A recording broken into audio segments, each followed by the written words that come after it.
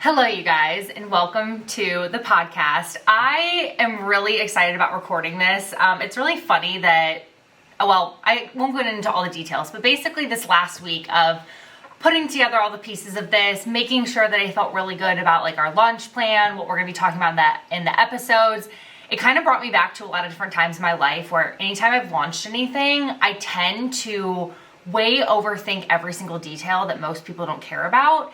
And what I realized when thinking about this podcast, and a lot of the reason why I wanted to launch this podcast, had to do with the fact that a lot of my life is very curated right now. I have multiple businesses. I'm very intentional about social media. I'm a very private person. A lot of the times, even my own family doesn't know a lot about my life. My friends have always kind of called me a very secretive person. And I feel like even though I try to be a very transparent person, it's very difficult to really give a ton of context on an Instagram post or in like a quick TikTok or a quick reel. And so I wanted to create a podcast where you felt like you had kind of that VIP experience to come in on those dinner conversations that you really can't get unless you have all those pieces of the puzzle, right? You don't have to put together 3 or 4 pieces of my Instagram with a TikTok. You don't have to, infer things from kind of slide posts that I'm, sharing in my stories. You really get that insider scoop. And so because this is the first episode, I'm going to do the basic bitch thing that everyone does, but I do think it's really important. I want to give you a little bit of context of how we started here, because some of you guys might know me really, really well. You might have been following for several years. You've probably seen me transition from one business to another business. Some of you guys know me from like high school or maybe even college, and you're looking at my life now and you're like, who the hell is this person? Or maybe you've just found me recently or someone shared this podcast with you. If so, thank you to that person. But some of you guys know me in a lot of different lenses. And so I really want to take you guys back through the last couple years of how we got here, why we're here, and some of the things that you guys can expect from future episodes if you guys don't fucking hate me after this one and decide to actually keep watching. So I want to actually go back to a phase where a lot of you guys met me, which was like my post-sales phase, entering into social media phase. For any of you guys who do not know, I went to Missouri State and I studied sales and marketing, mostly because my dad told me that I should choose a path that would make me a lot of money. And so I thought that sales was probably going to be the best path in a business sense to actually be successful from the money-making space. And so I studied marketing and sales. However, if you guys knew me in that time, you probably heard me talk all the time about paying for school. I was paying for college. I was trying to graduate debt-free. And so when I graduated, even though I had this background in sales and I knew there was a lot of money to be making in sales, I wanted a salary and I wanted a house. I was like stability and stability. And so I ended up buying a house at 23, and then I also took a non-sales job in management, and I worked that for about 2 years. Well, fun fact, I really, really like money, and after 2 years of basically working 80 hours a week at a not so exciting salary, I decided to go back into sales, and at the time I was recruited for a company that I knew nothing about. But when I walked in for the interview, I met this incredible woman, Amy. Shout out, Amy, you know who you are. I interviewed with her, and she basically looked at me and she's like, your entire life is going to change. And I remember thinking, this is it. Like, I worked my ass off in college to graduate debt-free. I worked my ass off in high school to work 4 or 5 jobs to graduate debt-free. I worked my ass off to buy my first house. This was my prize. This was the thing that I was going to get to experience now and achieve at a very young age. And I was going to be around all these incredible 20-year-olds making $500,000 plus. And I was going to have that special life. Everything was going to come from here. And what's funny is I look back at the time, and I will agree that that was some of the best years of my life as far as it's taught me more than I could ever really articulate into words. But also those were probably some of the worst years of my life. And I kind of want to explain why and how that then has transitioned into what I'm doing now, because it's very, very, very different. I'm actually still in sales, which I will talk about a little bit later. My belief around business is that you're always a salesperson, but this is a sales experience unlike anything that I had ever even considered doing in my entire life. So when I got hired at this company, I was in a very, I want to say a self-doubt phase of my life. I think everyone experiences phases of their life where they're really cocky and confident and things are working out and they just feel like they're kind of on top of the world. And then there's times in your life where you just look at things and you're like, I just don't feel like I fit in, or I'm good enough, or things are working out for me, or all the puzzle pieces are really like lining up for me. And when I graduated college, I had graduated debt free. I had, companies lining up to interview me. I had worked really, really hard to know how to negotiate, and I could craft a perfect resume by sophomore year. I worked on all these like stupid things that ended up being really successful and helpful when I went to go apply for jobs. But then from graduating to this time now starting at this new sales job, I went through a relationship that was really rocky and really questioned my self-worth. I started to realize how difficult it was to maintain friendships out of college. And I got to this point where I was just a workhorse. And so when I started at this job, I was still a workhorse, but now I was a workhorse around other people who were also workhorses and could give me a run for my money. And my confidence heading into that week, that first week there, was pretty much of like instant terror. I just wanted everyone to like me. I wanted people to see value in me. I wanted to feel like I earned my right to be there. And that first week pretty much set the tone for my entire next 3 years, which were a lot of self-doubt, a lot of criticism, a lot of shame, a lot of just not feeling like I was ever good enough. And I want to give you a couple like funny stories from the first week of this job to like give you context, because I don't think there's anything I can do besides just share these funny ass stories to tell you how crazy it was. But so I started this job. It's a sales company. I know that you guys aren't stupid, and I have LinkedIn, so you guys can figure out where I was very, very quickly. But for the sake of keeping everything a little under wraps, I won't talk about the name of the business just yet. But I started this sales company, very successful, software sales. And my first day, I walk in, and they're like, hey, by the way, you need to come in early. It's Hell Week. And I'm like, what do you mean it's Hell Week? Like, why would you start a new person during Hell Week? I was like, all right, this is the tone of the company, fine.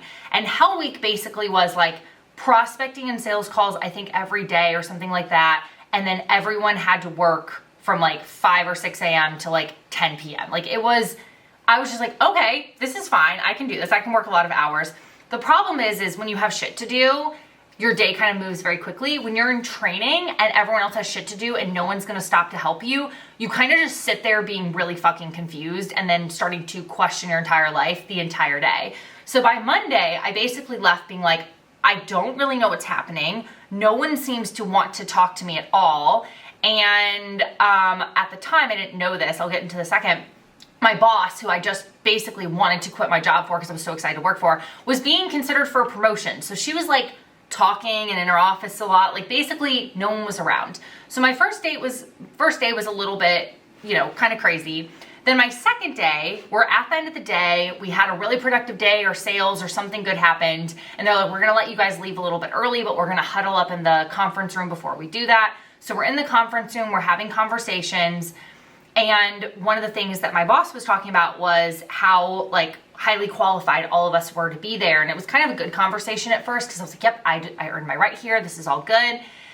And then she mentioned something about even like our GPAs being high. And she said something about school and how we're all like really, great like leaders and we're all really smart students. And she's like, you guys all probably got what, like a 4.0 or something? She's like, Ashley, because I just happened to be the most recent person there. She's like, Ashley, like what was your GPA? I was like, I don't know, like a 3.6 or 3.7. And literally when I said that, 2 people in the room, like my coworkers, start laughing at me. They're like, you got a 3.7 at Missouri State? Like, isn't that like a stupid person's school? Or they said something like super demeaning about the school I went to, because a lot of the individuals in the room came from wealthier families or families who really prioritize education. My parents never really cared like what I did. They were like, I care about your work ethic, not really like your education. So my success was a lot more about getting into a good job than like going to a prestigious school. And I had a lot of people around me who went to very good expensive schools. They went to private schools. They had 4.0s.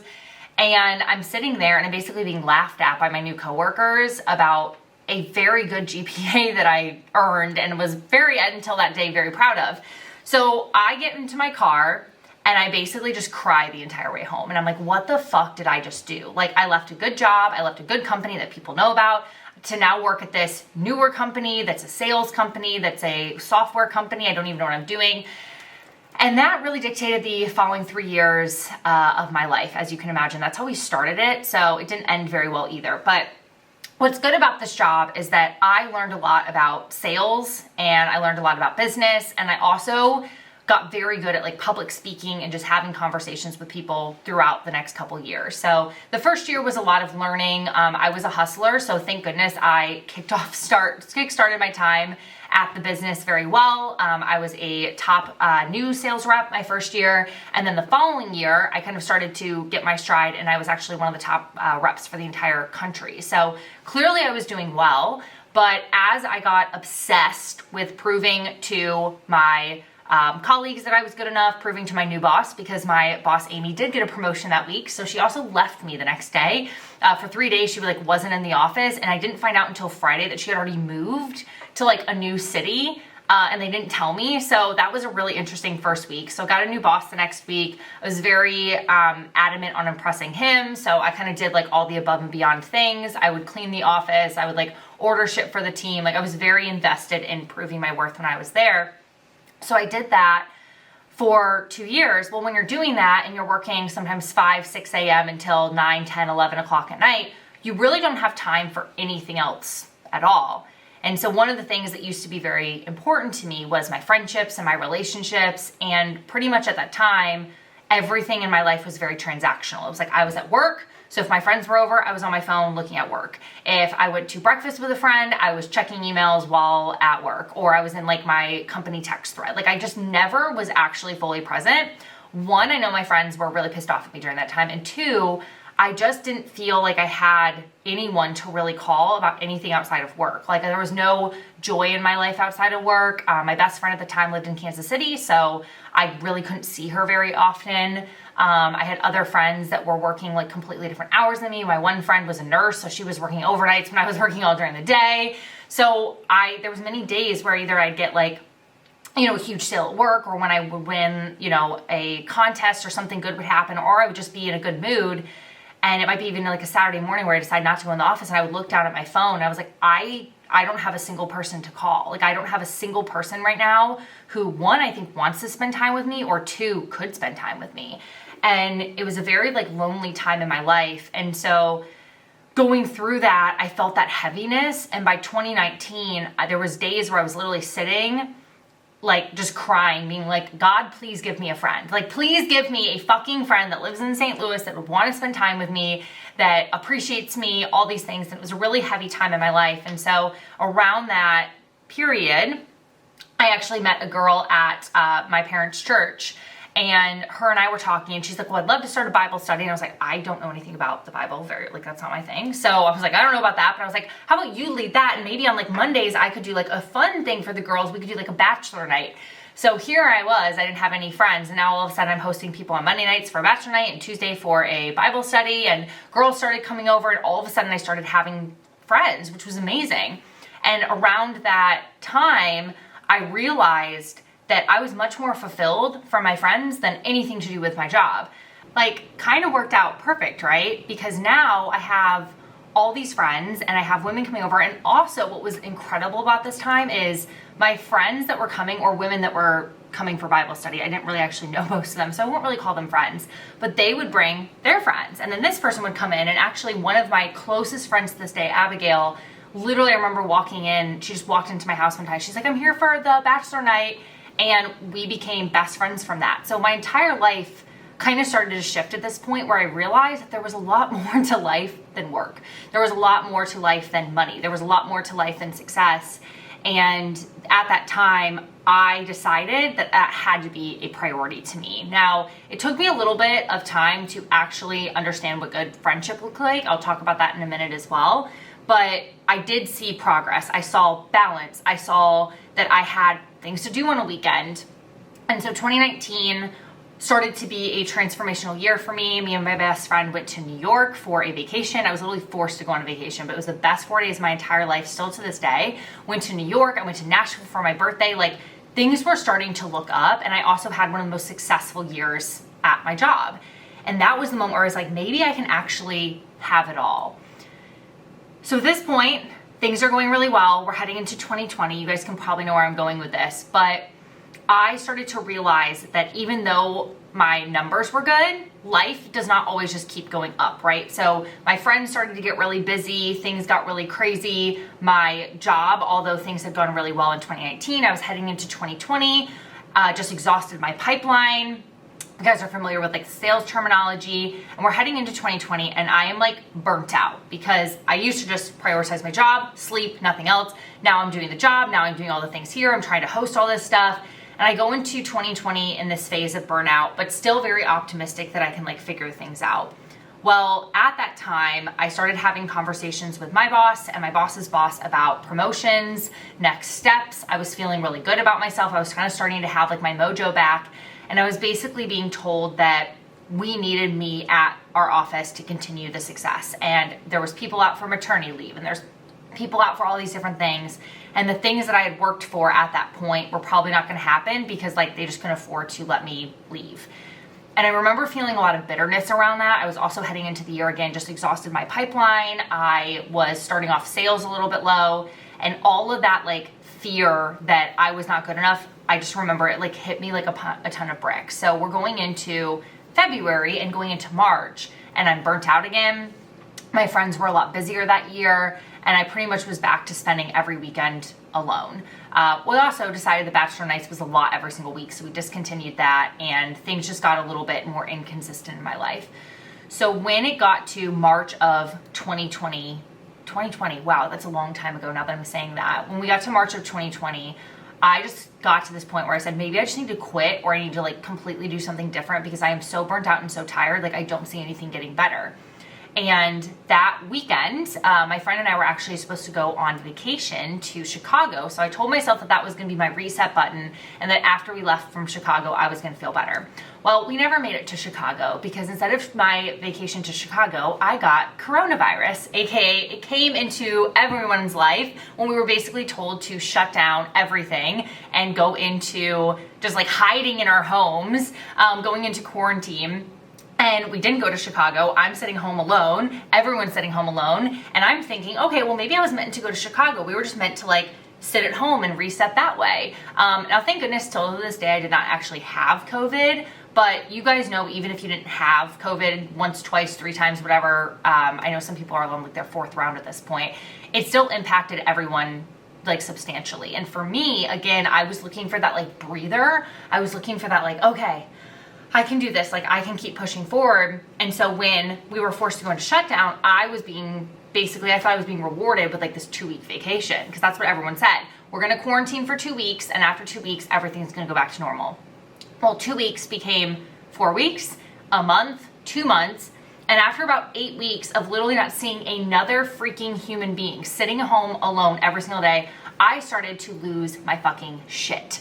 Because most people, especially when we're like go all the time, when we're sitting alone with our thoughts, we tend to go a little psycho. And I started to decide that I needed to just completely change everything. I was looking at penthouses in New York. I was calling my real estate agent saying I want to buy another house. I was looking at jobs. I was basically just throwing spaghetti at the wall of like, just get me out of my current situation because I can't do this anymore. And so a couple of things changed all within a matter of a week.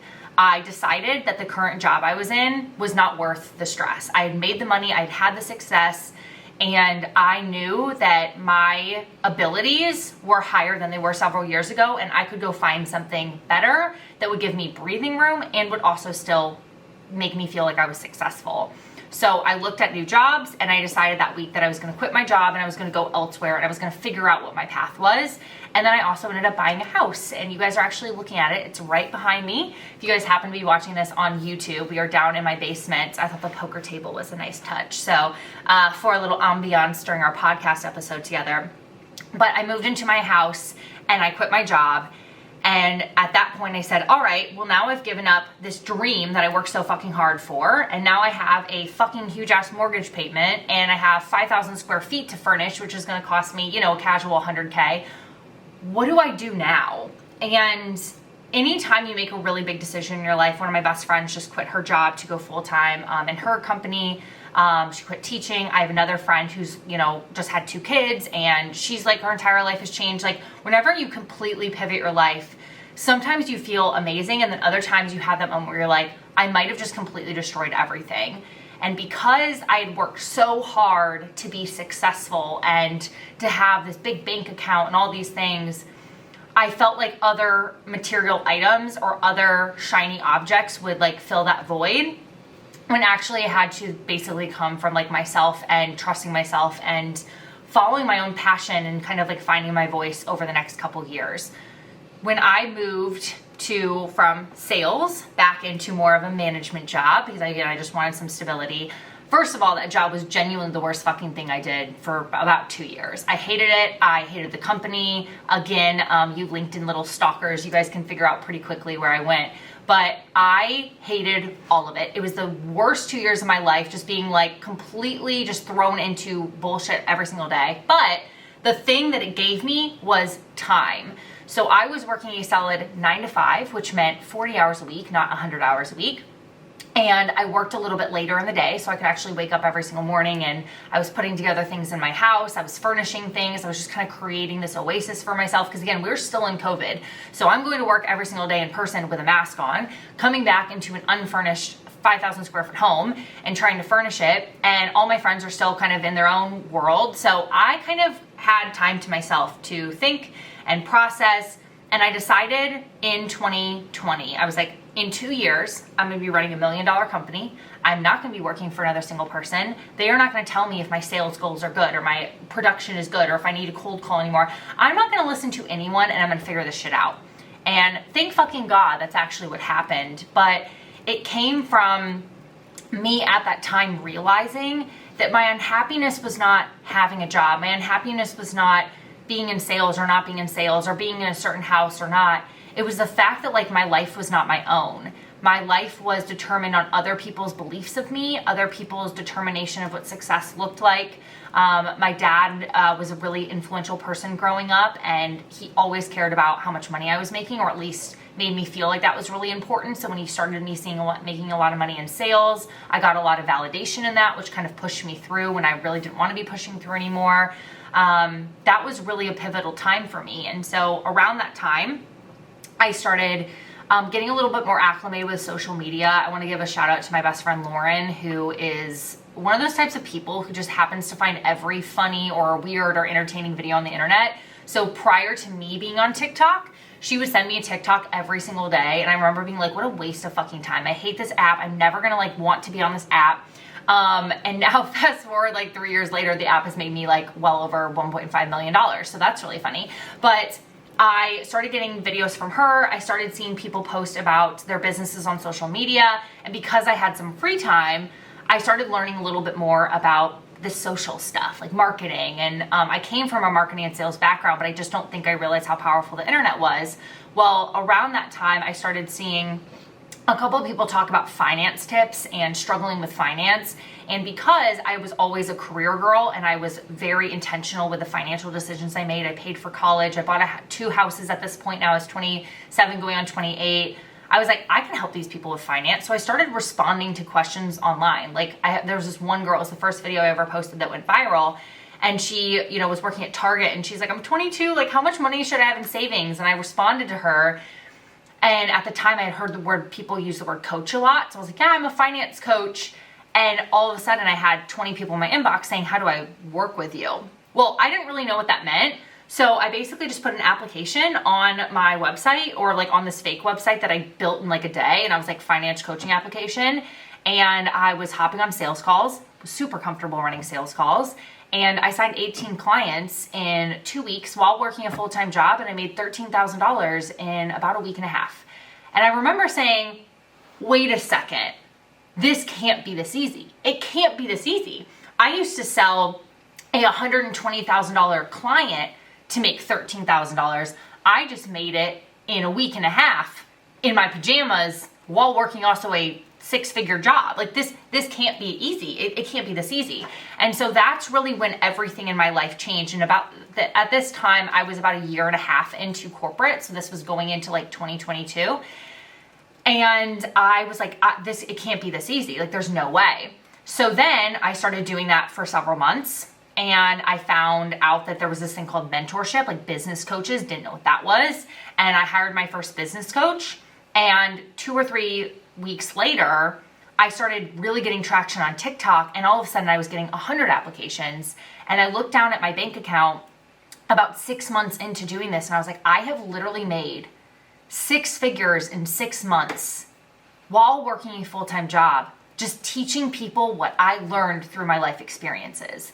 And you guys, that was my aha moment. That was my holy shit. We are all worthy and capable of $1 million business. There's just people that overcomplicate it and never put it to action. And then there's people who just take action. And for me, taking action was sharing my story on social media and getting people excited about what I have to offer and then selling them into support. Like, that was it.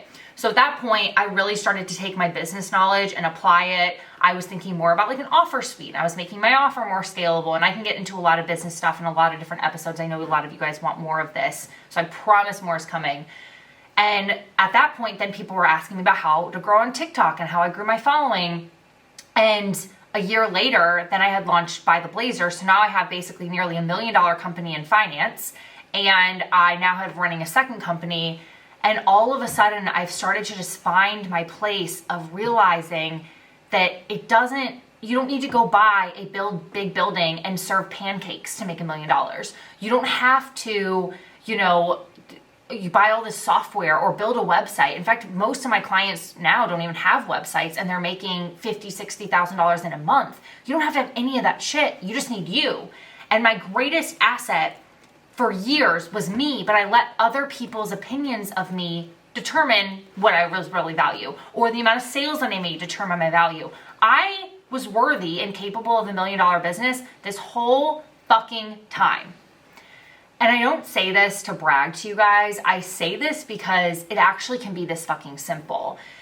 When I started my first business, it was a lot of just finance and throwing spade at the wall and figuring out. When I started By the Blazer, I approached it really intentionally. I realized that I had a gift for understanding how people buy because I had all this sales experience. All I had to do was infuse that into my content and people buy from me. So marketing became a very easy thing for my business. Understanding offer suites and transformations became really easy because I was used to selling transformations at my sales job, and I had management and leadership experience. So for my clients that were a little bigger, that were needing help with teams, like I knew how to do that. And all of a sudden I looked down and I was like, I have literally made $1 million in 15 months. And I did it most of the time while working a full-time job. I quit my full-time job about 8 months in. I actually ended up feeling really cocky about myself. And I decided at the time that I was going to launch a podcast and take all my friends on an all-expense vacation to Vegas, both of which were a hot fucking mess. At the time I launched a podcast. You guys might be familiar. You can't find it anywhere, thank God. But I launched a podcast mostly because I thought that was the only thing that I should be doing. I was like, that's the thing to do now, is launch a podcast. Didn't want to launch one, but I did it anyway. Stopped after 3 episodes because I literally hated it. And then I also decided that I was going to buy my friends love by taking them on a vacation because I had not learned my lesson in corporate about quality friendships, and I was still kind of struggling to find my way. So I tend to throw money at things. When I was at sales, I was like, oh, I'm making a lot of money. I'll just throw money at my problems. And not like my friends were problems. They're going to listen to this. I'm going to get some sassy texts. But they were like so important to me, and I had done this amazing thing that I kind of wanted to like say like sorry for being so shitty for so long. So we decided to go on this all-expense paid vacation to Vegas, which I'll talk about in another episode. I feel like every detail of that weekend needs to be officially shared because I've never actually talked about it. But we went to Vegas, and basically we were delayed there. We were delayed back. It was a mess. Half my friends didn't want to talk to each other after a week. Like, it was just crazy. But you know what? We powered through that. We powered through the unknown of the business. We powered through me quitting my job, which was so scary because it was only about a year after I had started, or about 8 months after I had started, that I did that. And now here we are. By the Blazer is going on almost 2 years. I no longer do anything with her 7-figure story. I decided to retire that business this year. And I got to this point several months ago where I realized that my greatest gift was a lot less about like my business acumen or my knowledge. It was just my ability to simplify some of the things that feel really heavy. So going back to what I said just a couple minutes ago about how much money I was able to make and how quickly I scaled my business, I did it very easily. Like, it wasn't overly complicated. Again, I didn't have this like complex website. I didn't have really pretty sales pages. I didn't really care about copy. All I said was, I'm going to get in front of people who are going to love the fuck out of what I'm saying. And I'm going to hop them on a sales call, keep sales really simple. I don't do sales calls anymore, but I did for a very long time. And I'm going to convince them that I can take them from point A to point B. That's all people want. That's all literally selling a service is. And when I've been on coaching calls, I now have about 87 clients, which is wild for By the Blazer. We're hoping to double that actually this year, which is so exciting. I'm so grateful for that business. Also, how good is the name? Can we just talk about how good the name is? But we got to this point in the business where I realized, like, when I can just spend time with people, pulling all the shit out of their brain and putting it in front of them, being that mirror to them and teaching them and helping them understand how simple their goals can be when they eliminate the fluff, when they get rid of the things that don't actually matter, that's when the light bulbs happen. That's when the success happens. That's when all these pieces become a whole fucking puzzle. And so I was talking to a couple of the women in one of my coaching programs, and they looked at me and they're like, I wish I could just have you like get inside my brain like every week. Like, I wish that we just had a call where you could do that. And then I said, you know what, maybe not a call, maybe some other way. And that's when I decided, like, I really need to launch a podcast. Again, not necessarily so I can just be the main focus of our episodes. There will be a lot of solo episodes. There's a lot of specific things that I really want to deep dive into, but I want to bring in people where we can really get into like very specific areas of their life or their business or their journeys that you don't always get like an inside scoop into. A lot of the times when I listen to podcasts, which is not a shame on any podcasts out there, you get a lot of the same stuff. It's like, how did I get started? And what are your lessons? And what is this? And you get like kind of a very macro view of a really powerful journey. And I think that that's really important. Like, you kind of want those macro views, but it's very rare that you really get like the in-between moments. I think that sometimes when you try to give everyone's entire story in a 40-minute episode, you kind of have to talk very high level. And so one of the things that I really want to do is, instead of going macro and learning about all these amazing stories, I really want to get deep into like one or two key areas where you can really feel like it's almost like a moment in time captured. And when I was thinking about the podcast, I was like, I don't want it to be related to By the Blazer. I want it to be its own brand. And I saw this photo of Gisele Bündchen just a couple months ago, because everyone's always like, where the fuck did the name come from? Full plate of pasta. Like, Ashley, you can't even cook. Like, where did this come from? And I saw this photo of like Gisele Bündchen. I also saw one of Kendall Jenner. And all this pasta was like hanging out of their mouth. Like, they looked genuinely ridiculous. And I was like, that's so fucking funny. That's so unconventional. That doesn't make any fucking sense. And I was like, you know what? Nothing about life makes any fucking sense. It makes no fucking sense that someone who's never really understood TikTok can start a TikTok account and 2 months later have made $40,000 and a year later made $1 million with a platform that she literally refused to use for a year and a half. Even though my best friend really tried to get me on there for quite some time. I guess I would have been a lot more successful if I would have listened to her. She's gonna like hearing that. But that doesn't make any sense. My ability to walk away from something that everyone told me was a dream job. My one friend for years, like literally 2 years straight, she's like, if I made as much money as you, my entire life would be so easy. And I was like, I don't think she realized that she would tell me that. I'd go home and I would cry and I'd be like, I don't really care if I wake up tomorrow. But that's what I was being told by my friends or by people close to me. I was in this space where a lot of my life didn't always make a lot of sense, but getting there was actually really simple. Like, the actual path of getting to where I wanted to be was really simple, but it doesn't always work out exactly how you think it's gonna work out. Because again, our paths are usually very messy because we overcomplicate them. And so I wanted to provide a space where I could bring people in and give them those like dinner conversations. You know, when you sit down with someone that you've like known for a very long time, you don't have to ask them how they got started and questions, whatever. You just kind of start and you just kind of get that like really detailed in the weeds conversation. That's what I really wanted this podcast to be about. And so I sat down and I was writing down like martini, and I was like, I don't like martinis. And I was like, well, I can't put chocolate milk in a podcast, which is my favorite drink anyway. I was like, maybe I mentioned something about Starbucks, but then they're going to sue my ass. Then I went into loafers because I buy the blazer. I was like, maybe something about loafers. And I went through all these different names, and then I wrote down pasta. And I was like, I love pasta. Pasta makes me feel full. Pasta makes me feel good. I fucking love carbs. And sourdough didn't sound as sexy as pasta. And then I wrote down the words full plate of pasta. And I was sitting next to one of my friends at the time. And he looks at me and he's like, I kind of fucking love it. And I was like, I can't use this name. It makes no sense. I was like, my friends have podcasts like Ambitious and like the 7-figure pod and whatever. And he's like, nothing you've ever done has been totally conventional. And remember that photo of freaking Giselle with all that pasta. It's not conventional. And so just like Buy the Blazer kind of came at a whim and everyone has put their own context behind it, I thought it made sense to do it again and give you guys kind of a different taste of what a podcast can be. There's definitely going to be some structure. Did I, think about curling my hair and making sure that like I over bronzed my fucking face today before this episode? For sure. Like there's definitely some things that are very kind of in the box, but I hope as I become more comfortable with you guys and I just get better at being more like authentic, because again, I'm kind of a private person. It's a little bit difficult to like really put myself out there. I really hope that you guys can get that behind the scenes or that insider scoop that you're looking for, and not in that just like, wow, I learned a lot way, but you really feel like you almost lived it with me or my guests or the people that I just feel like have stories to share that you guys need to listen to. So with that being said, I am so excited that you guys are here. I hope that this is just kind of a new start of a new chapter for me where I can provide something of value to you guys that I've never really been able to do in this context before. And I also hope that you guys like the fucking name. And also the promo, the marketing. I hope it makes you feel like life can be fun. Because even though my life was very heavy for a very long time, my life right now is a lot of fun. I spend time with my friends. My best friend had a daughter last year who's like literally like the love of my life. I get to babysit her on Tuesday afternoons or Thursday afternoons or sometimes a whole fucking Friday. I spend a lot of my weekends out doing fun things.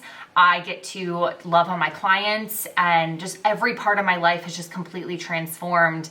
And this podcast is about learning and growing, but it's also about having a lot of fucking fun and feeling like you get that indulgence like I do when I am like slurping down spaghetti or eating an entire loaf of sourdough or whatever it is. So I'm so happy you guys are here. I hope that you guys like this episode. I hope you guys come back for more. I hope you guys like it and promote it. And in 3 years, I sign a $200 bajillion deal with like Spotify or something, and I retire on a beach and invite all of you guys there because I would love to do that. So we'll see where this goes. But for now, I'm so glad that you guys are here, and I hope you guys enjoyed episode 1.